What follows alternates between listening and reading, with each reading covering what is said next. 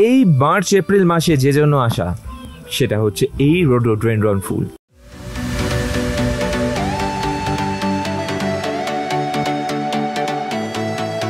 এই ম্যাপে দেখিয়ে দিই, এখানে মানেভঞ্জন থেকে আমরা জার্নি শুরু করে আমরা চলে এসেছিলাম টামলিং পেরিয়ে টংলু লেক এর কাছে, এইরকম জায়গায় আমরা রয়েছি। প্রথম পর্বে আমরা দেখে নিয়েছি কিভাবে শিলিগুড়ি থেকে আমরা গাড়ি নিয়ে মানেভঞ্জন এবং মানেভঞ্জন থেকে আবার গাড়ি নিয়ে টংলুতে আমরা চলে এসেছি। মানেভঞ্জন থেকে টংলু আসতে খরচা হয় 5,000 টাকা এবং আমরা টংলুতে এক নাইট স্টে এবং তারপরের দিন আজকে আবার গাড়ি নিয়ে আমরা চলে যাব সান্দাকফু পেরিয়ে আরো 2 কিলোমিটার গিয়ে আলে ওয়ান নাইট স্টে এবং তারপরের দিন থেকে আমাদের অরিজিনাল ট্রেক পালু ট্রেক শুরু হবে। যারা আজকের ভিডিওটা দেখছো অবশ্যই ভিডিওটা লাইক করো এবং এর আগের ভিডিওটাও না দেখে থাকলে অবশ্যই দেখে নাও। এই রোমাঞ্চকর গল্পের টোটাল অভিজ্ঞতা পাওয়ার জন্য কোনো এপিসোড মিস করো না কিন্তু।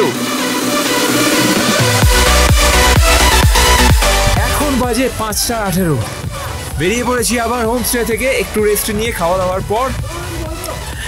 আর এখন ওয়েদার কিন্তু একদম পরিষ্কার, একদম বলাটা হয়তো একটু ভুল, কারণ দূরে ফগ রয়েছে এবং সেই মেঘটা কেটে গেলে হয়তো আমরা কাঞ্চনজঙ্ঘাও দেখতে পাবো এখান থেকে। দারুণ ভিউ পয়েন্ট, জাস্ট দেখতে পাচ্ছ দূরে কাঞ্চনজঙ্ঘা দেখা যাচ্ছে, এই আমার আঙুল সোজা বরাবর রেঞ্জ। এই পরিবেশ আমরা যারা ছোট থেকে শহরাঞ্চলে বড় হয়েছি তাদের কাছে সত্যিই অকল্পনীয়।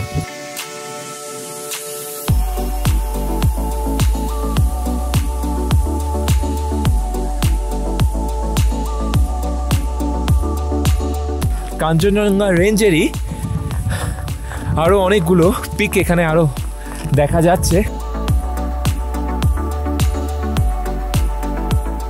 আর বন্ধুরা দেখো কেন লোকে বারবার নিজেদের একঘেয়েমি কাটানোর জন্য পাহাড়ে আসে।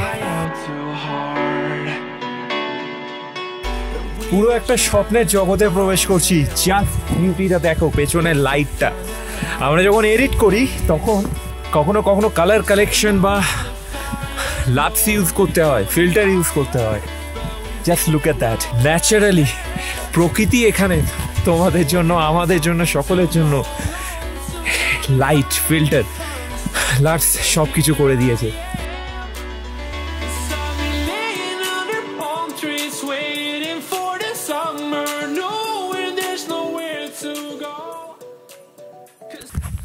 অবশ্যই বলি, তোমরা যারা ফলো করছো আমায় তাদের অনেক ধন্যবাদ। আর যারা এখনও আমার channel just for my entertainment subscribe করোনি, অবশ্যই সাবস্ক্রাইব করে নাও। আর ভিডিওগুলোয় অবশ্যই একটা লাইক দিয়ে দিও। অনেকেই আমরা করে ফেলি, এখানেও লেখা কিন্তু do not mix drinking and driving, PWD Darjeeling. শুধু কাজের চাপ কেন, পারিপার্শ্বিক মারামারি, জটিলতা, সব কিছু যেন আজ মিথ্যে মনে হচ্ছে। গাড়িতে যখন আসছিলাম তখন বারবার বমি পাচ্ছিল, খুব কষ্ট হচ্ছিল। ভাবছিলাম শহরের সিম্পল লাইফ আর নরম খাট বিছানা গদি, কেন এগুলো ছেড়ে বেকার আসতে গেলাম। এখন বুঝতে পারছি আমি তখন ভুল ভাবছিলাম।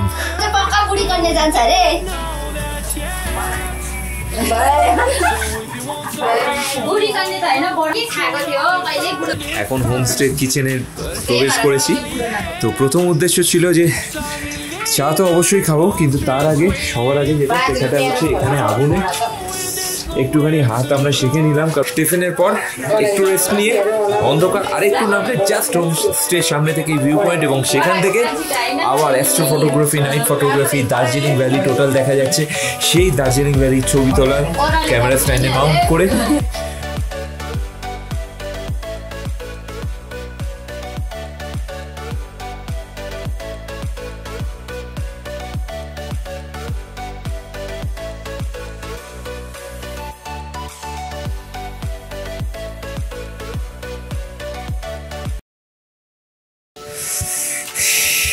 ঘুম থেকে উঠে পড়লাম। আজকে এখন ঘড়িতে বাজে মোটামুটি 5:30।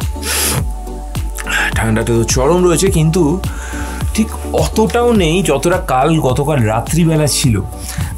আর আজকে যথারীতি জানো যে আমার ট্যুর হিসেবে আজকে আমার তৃতীয় দিন, আর এইখানে টংলুতে আমাদের রাত কাটিয়ে প্রথম সকাল।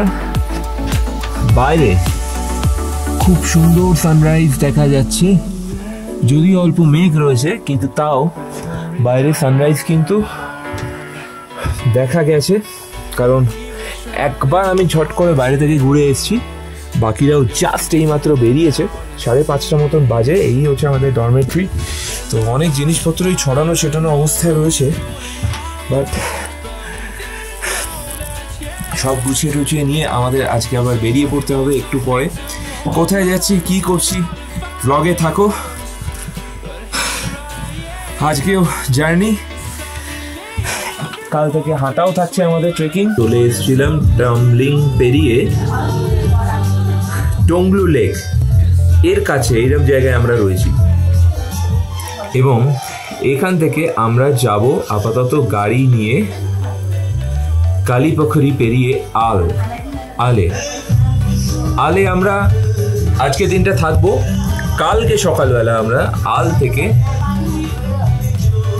বেরোবো সান্দাকফু, এবং তারপর সেখান থেকে আমরা ফালুট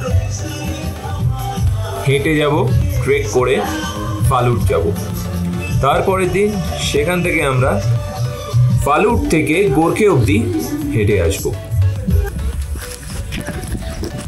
এই হলো ভোর 5:30টার পরিবেশ। এর একটু আগে একবার জাস্ট বেরিয়েছিলাম, তখন উইদাউট ক্যামেরা। কথায় বলে যে ঘুম থেকে উঠতে হয় সূর্যদেবের আগে। সত্যি, আমাদের প্রাচীন শাস্ত্র বলো আর যাই বলো, আর ছোটোবেলা থেকে আমাদের বাবা মা দাদু ঠাকুমারা এটাই বলে এসেছিল যে অবশ্যই ঘুম থেকে উঠতে হয় সূর্যদেব দিবাকর দেবের আগে, তাকে প্রণাম করতে হয়। আর কেন সেটা করলে সবসময় আরও বেশি এনার্জি পাওয়া যায়, সেটা খুব ভালো বুঝতে পারছি। So if you want something to hold on to, gotta find it first. But here I am, 'cause I'm in love. Jelly তো অবশ্যই খুব ঘুরতে ভালোবাসে, তো এখন থেকে যেখানেই যাব জেলিকে নিয়ে যেতে হয়তো তেমন অসুবিধা আর হবে না। তো জেলি আমার সাথেই থাকবে, এই ট্যুরেও এসছে, আমাদের সাথেই এনজয় করছে। এরপর এখন 8:30 প্রায় বাজে, এরপর 9টার সময় গাড়ি আসবে, ব্রেকফাস্ট করে আমরা বেরিয়ে যাবো সান্দাকফুর উদ্দেশ্যে। যদিও গাড়ির অভাবে মানেভাঞ্জান থেকে গাড়ি আসতে আসতে ঘড়ির কাঁটা পৌঁছে গেল প্রায় 12টার ঘরে, আর আমিও একটু টাইম পেয়ে গেলাম এই পরিবেশ আর লাল রোডোডেন্ড্রন ফুলের সাথে সময় কাটানোর। তোমরা যারা ফলো করছো আমায়, তাদের অনেক ধন্যবাদ। আর যারা এখনও আমার channel just for my entertainment subscribe করোনি, অবশ্যই সাবস্ক্রাইব করে নাও, আর ভিডিওগুলোয় অবশ্যই একটা লাইক দিয়ে দিও, তাতে আমার খুব ভালো লাগবে। আর অবশ্যই তোমাদের মনের ভাব কমেন্ট করে আমায় জানিও। আর অবশ্যই যারা ইনস্টাগ্রামে ফলো করবে পাঠক সৌম্যদীপ, আর যারা ফেসবুকে আমার সাথে রয়েছে বা আগামী দিনে আমার সাথে ফেসবুকে থাকবে, তারা অবশ্যই আমার পার্সোনাল প্রোফাইল সৌম্যদীপ ইক্লিপস পাঠক, এবং তার সাথে আমার পেজ সৌম্যদীপ পাঠক ফটোগ্রাফি, এবং জাস্ট ফর মাই এন্টারটেইনমেন্ট, এই দুটো পেজ অবশ্যই তোমরা ফলো করে দিও। গাড়ি লেট করার জন্য হয়তো অতটাও চিন্তা হচ্ছিল না, কারণ শরীরের সব কটা ইন্দ্রিয় দিয়ে উপভোগ করছিলাম পরিবেশটাকে, দৃশ্যগুলোকে। আর এখানের মানুষের খুব সহজ সরল সাধারণ জীবনযাপন সত্যিই আপনার মন ছুঁয়ে যাবে।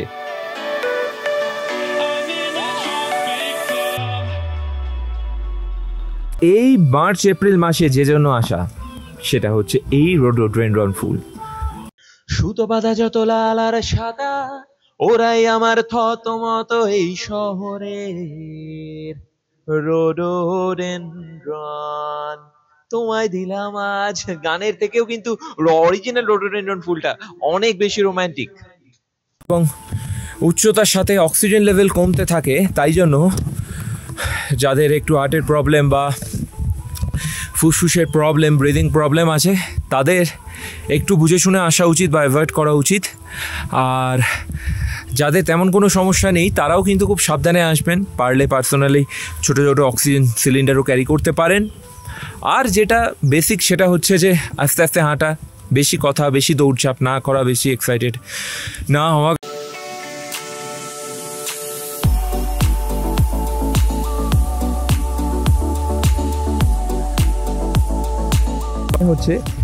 এটা হচ্ছে টংলু লেক। অনেক জল শুকিয়ে গেছে, তেমন জল নেই, বাট এই টংলু লেক, এটা কিন্তু আমি ওপরে যখন ম্যাপটা দেখিয়েছিলাম ওই ম্যাপেও দেখিয়েছিলাম।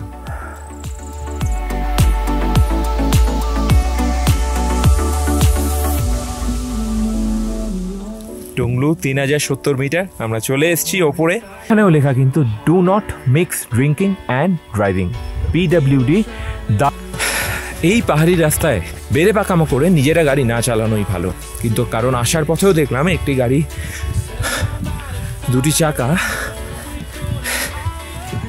এই যে ডান পাশের নালাগুলো হয়, মানে এই সাইডে এই পাহাড়ের দিকের যে নালাগুলো, এরম নালার মধ্যে আরও গভীর যে নালা, ঢুকে পড়ে আছে। খারাপ লাগলো দেখে যথেষ্ট। তো করবেন না, কারণ এখানে যেরকমভাবে দেখলাম ড্রাইভাররা গাড়ি চালাচ্ছেন, সেটা কিন্তু আমরা যারা কলকাতায় গাড়ি চালাই তাদের কাছে অনেকটা চ্যালেঞ্জিং। ব্যাপারটা এখানে গাড়ি চালানোর গ্রামারটা অনেকটাই আলাদা, তাই নিজেরা পাকামো না করাই ভালো। আমরা যখন আসছি কষ্ট করে, যে মানুষগুলো সারা বছর এখানে থাকছেন, এখানের থেকেই তাদের রোজগার চালাচ্ছেন, তাদের উপর ভরসা রাখি না একটুখানি আমরা, সেটাই মনে হয় ভালো হবে তাদের জন্য, আমাদের জন্য। টংলুতে স্টে করছিলাম, টামলিং ক্রস করছি, অলরেডি অনেক দেরি হয়ে গেছে আমাদের, এবং তারপরও গাড়ি অত্যন্ত দ্রুত গতিতে চলছে, এবং যেভাবে চলছে বাকি ব্যাখ্যাটা পরেই করব। তো আমরা সিঙ্গলিলা ন্যাশনাল পার্কে প্রবেশ করছি। সিঙ্গলিলা ন্যাশনাল পার্কে কিন্তু প্রবেশের জন্য টিকিট লাগে, সেই রাস্তা হয়েই আমাদের কিন্তু যেতে হবে সান্দাকফু, এবং এইখানে কিন্তু আপনি দেখতে পেয়ে যেতে পারেন রেড পান্ডা। গাড়িতে যাওয়ার অভিজ্ঞতা কিন্তু খুবই খারাপ ছিল। একে তো লেট করে গাড়ি এলো, এবং তারপর ড্রাইভারের বিহেভিয়ার এবং তার সাথে কিছুটা সামান্য বচসা হওয়ায় সে এত খারাপ ভাবে গাড়ি চালাচ্ছিল, তাতে সত্যিই সকলের কষ্ট হচ্ছিল। একদম রাশ, একদম নিকো পার্কের রোলার কোস্টার চড়া, অবশেষে আমরা এখন পেরোচ্ছি কালিপাখরি।